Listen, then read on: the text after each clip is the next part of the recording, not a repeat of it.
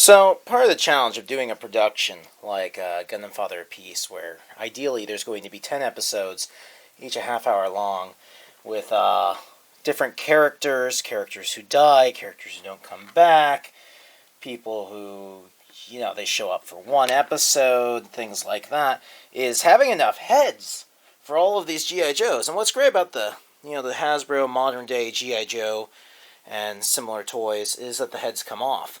And so this is effectively my Zeon army.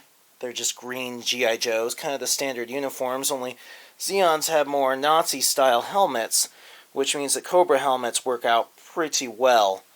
And here's an example right there. I think the color is a bit too dark for the helmet, but I got a bunch of helmets that I've been saving up, and they need painted probably kind of close to that color. A little bit more tan, and make a lot of Zeon forces. I can't put all the rankings on the chests of the Zeon soldiers, and so I think I'm going to use just a lot of Zeon water slide decals to just help Zeon, make them more Zeon. Kind of ruins their resale value as G.I. Joes, but I like making Gundam Father of Peace. It's fun, and it's worth it. I end up buying a lot of G.I. Joes simply for their heads. Star Wars figures too, and I trade for Star Wars figures and G.I. Joes that have human heads. There's not a big calling Gundam for people with masks. In fact, part of the reason why we have Shadow and Razor in the series is because originally they were some of the few figures I could get my hands on. And they got cool stories coming out behind them, but, there was just a lack of heads. I've gotten a lot of G.I. Joes over time from different people on YouTube and things like that. Frank Gillespie, Spud Squatch, to name a few. But some have heads, like Hasbro likes to make variations of the same guy over and over and over. And so here we have a Shipwreck, and Shipwreck's always wearing a hat, and there's a black version of this hat. There's a blue version and the green version. Thanks to my mom, I was able to get a bunch of green ones from Dollar General, which was quite handy because they had double-jointed wrists and legs that I could use on for my soldiers and things like that. His head is now gone. Well, now for the gray variation. And a gray variation. And the paint on the face is slightly different, things like that, but the head is so similar to the other ones that you can't really make a character out of him. Except that I did.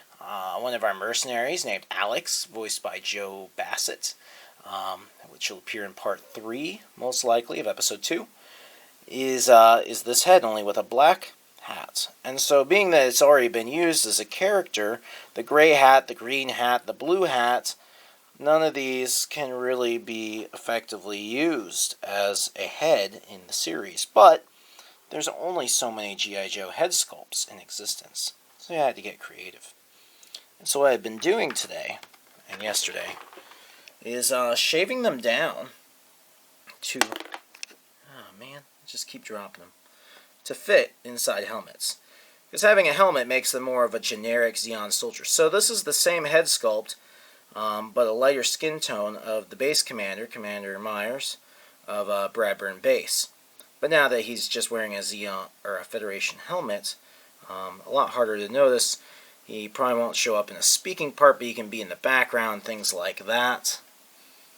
This is Mini Shipwreck's head, from the 25th anniversary. He had a little sailor cap on, which don't really have a call for that. And thought it would look really random and weird. So cut off the hat, stuck this helmet on him. And if I can pull this off. So we have him here. I'm hoping you can see that well enough. Same head sculpt, slightly different paint, and now with a Zeon helmet. So they make good generic Zeon or Federation soldiers now, and I'm pretty happy about that. Because there's just so many heads, only so many heads that I can use, and only so many I can get my hands on. I mean, Fundage has its limits, and sometimes it's like, well, I'd like to buy this head, but the body is completely useless. So I'm often selling bodies for G.I. Joe or Star Wars figures in my eBay store just to try and recoup some of the loss of getting another head for Gundam Father of Peace. So this is part of what I'm working on right now, is just making more generic heads, salvaging, because the shipwreck heads were just useless, and being that shipwreck, this version already is being used as Alex, made him rather difficult to use anywhere else. I mean, I suppose Alex could change his hat color at some point, but why would he? And that might be confusing. So, here's him as a Xeon soldier. And, it is the same face, but it definitely works. It works, especially if it's not a character. He's just a random soldier. Well, I hope you enjoyed this little look at behind the scenes of Gundam Father of Peace. I'm working hard on making it, as are my co-editors. Catch you guys later.